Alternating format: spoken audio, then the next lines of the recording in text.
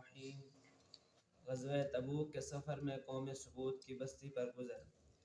غزوہ تبوک مشہور غزوہ ہے اور نبی اکرم صلی اللہ علیہ وسلم کا آخری غزوہ ہے۔ حضور اقدس صلی اللہ علیہ وسلم کو اطلاع ملی کہ روم کا بادشاہ مدینہ منورہ پر حملہ کرنے کا ارادہ کر رہا ہے اور بہت بڑا لشکر لے کر شام کے راستے سے مدینہ کو آ رہا ہے۔ اس خبر پر 5 رجب 9 ہجری کو نبی اکرم صلی اللہ علیہ وسلم اس کے مقابلے کے لیے مدینہ طیبہ سے روانہ ہو گئے۔ چونکہ زمانہ سخت گرمی کا تھا اور مقابلہ بھی سخت تھا، اس لیے حضور اقدس صلی اللہ علیہ وسلم نے صاف اعلان فرما دیا تھا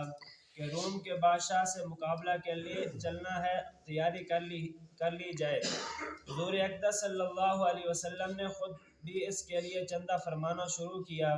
یہی لڑائی ہے کہ جس میں حضرت ابوبکر صدیق رضی اللہ تعالی عنہ گھر کا سارا سامان لے آئے،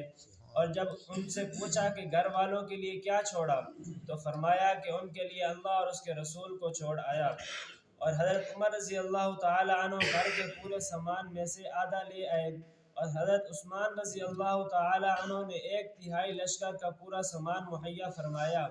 اور اسی طرح ہر شخص اپنی حیثیت سے زیادہ ہی لایا۔ اس کے باوجود چونکہ عام طور سے تنگی تھی، اس لیے 10 آدمی ایک اونٹ پر تھے کہ نوبت بنوبت اس پر سوار ہوتے تھے۔ اسی وجہ سے اس لڑائی کا نام حبش العسرہ یعنی تنگی کا لشکر بھی تھا۔ یہ لڑائی نہایت ہی سخت کہ سفر بھی دور کا تھا اور موسم بھی اس قدر سخت کہ گرمی کی انتہا نہیں تھی، اور اس کے ساتھ ہی مدینہ طیبہ میں کھجور کے پکنے کا زمانہ زور پر تھا کہ سارے باغ بالکل پکے ہوئے کھڑے تھے، اور کھجور پر مدینہ طیبہ والوں کی زندگی کا زیادہ دار و مدار تھا کہ سال بھر کی روزی جمع کرنے کا گویا یہی زمانہ تھا۔ ان حالات میں یہ وقت مسلمانوں کے لیے نہایت سخت امتحان کا تھا کہ ادھر اللہ کا خوف، حضور صلی اللہ علیہ وسلم کا ارشاد جس کی وجہ سے بغیر جائے نہ بنتی تھی، اور دوسری جانب یہ ساری وقتیں کہ ہر وقت مستقل روک تھی، بالخصوص سال بھر کی محنت اور پکے پکائے درختوں کا یوں بے یار و مددگار چھوڑ جانا جتنا مشکل تھا وہ ظاہر ہے، مگر اس سب کے باوجود اللہ کا خوف ان حضرات پر غالب تھا۔ اس لیے بجز منافقین اور معذورین جن میں عورتیں اور بچے بھی داخل تھے، وہ لوگ بھی جو بضرورت مدینہ طیبہ میں چھوڑے گئے یا کسی قسم کی سواری نہ مل سکنے کی وجہ سے روتے ہوئے گئے، جن کے بارے میں یہ آیت تولوا واعینہم تفیض من الدم نازل ہوئی، اور سبھی حضرات ہم رکاب تھے، البتہ 3 حضرات بلا عذر کے شریک نہیں تھے۔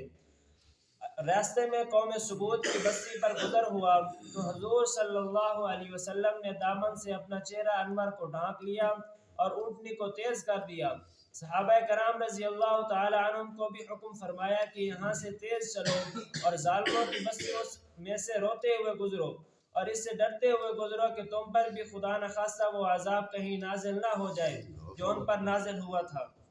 فائدہ: اللہ کا پیارا نبی اور لاڈلا رسول صلی اللہ علیہ وسلم عذاب والی جگہ سے ڈرتا ہوا، خوف کرتا ہوا گزرتا ہے، اور اپنے جاں نثار دوستوں کو جو اس سخت مجبوری کے وقت بھی جاں نثاری کا ثبوت دیتے ہوئے روتے ہوئے جانے کا حکم فرماتا ہے کہ خدا نخواستہ وہ عذاب ان پر بھی نہ نازل ہو جائے، اور ہم لوگ کسی بستی میں زلزلہ آ جائے یا کوئی عذاب آ جائے تو اس کو سیرگاہ بناتے ہیں، کھنڈروں کی تفریح کو جاتے ہیں، اور رونا تو درکنار، رونے کا خیال بھی دل میں نہیں لاتے۔